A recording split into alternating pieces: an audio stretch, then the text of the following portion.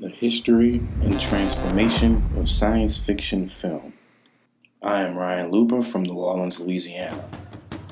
Science fiction is a difficult genre to define. Karina Wilson. The good versus evil, day versus night, light versus dark conflict has been around since the beginning of civilization. Ancient Egyptians believed that the gods descended from Orion's belt and the Sirius star system in the form of human beings. This level of storytelling has always been the strength of civilizations. It didn't stop with the Egyptians.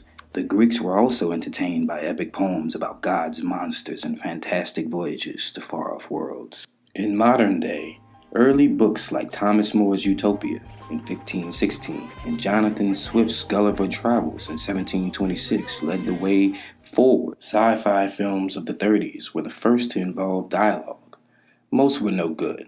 But H.G. Wells' Things to Come became the reason very little sci-fi films were made through the 30s and 40s. See, propaganda was weighted towards war. The 30s and 40s motion picture industry was responsible for unprecedented patriotism among the movie-going public. So sci-fi horror films were made instead because of the film Frankenstein's success, maintaining a level of fear and anxiety throughout the masses.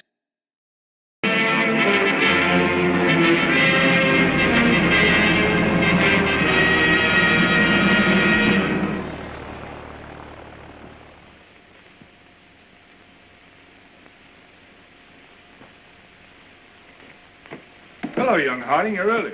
Yes, I'd finished up. It was too late to start anything fresh. What's all this fuss about in the papers tonight, Mr. Cavell? Wars and rumors of wars. Crying wolf? Someday the wolf will come. These fools are capable of anything. The space discoveries of the 1950s sparked a thirsty awareness about the universe. The people practically begged filmmakers to tell the tales of swashbucklers throughout the universe, travel to mysterious distant lands, and even some of the alien dangers that await. There were many sci-fi films made in the 50s. We began to see elements of aliens and UFOs everywhere due to the public's fascination with unexplained phenomena piquing a demand. One film that created sci-fi transformation was the infamous 50s film The Day the Earth Stood Still, for its first use of aliens as themes. In the 60s, sci-fi was gaining momentum.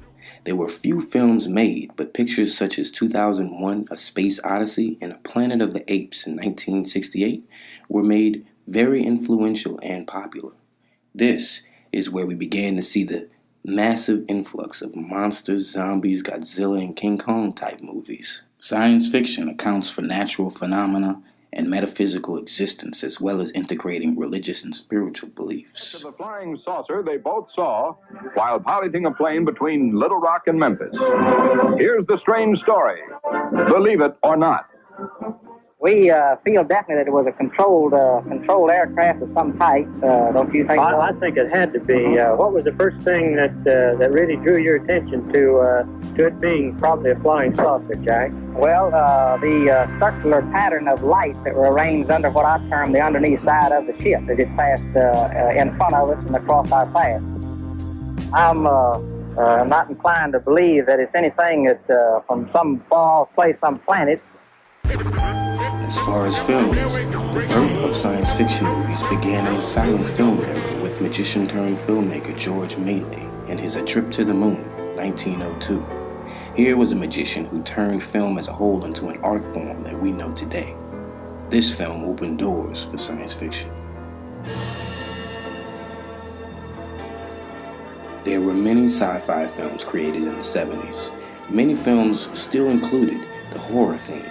Among the 70s films created, the most impactful were Clockwork Orange in 1971, Rollerball in 1975, Superman of 1978, Star Trek, the motion picture of 1979, which was popularly franchised with 2 sequels and 3 prequels, and Alien in 1979, with 3 sequels and elements of the horror genre.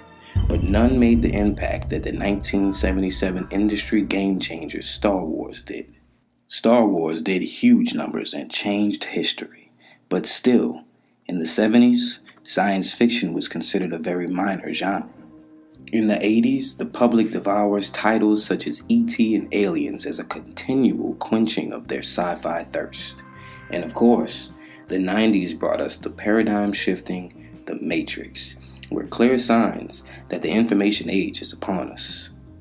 In the 2000s, we now see a developing fascination for the socio-political sci-fi films that dive into our future possibilities and even some powerful economic, civil, and government concerns, while still satisfying that sci-fi fanatic.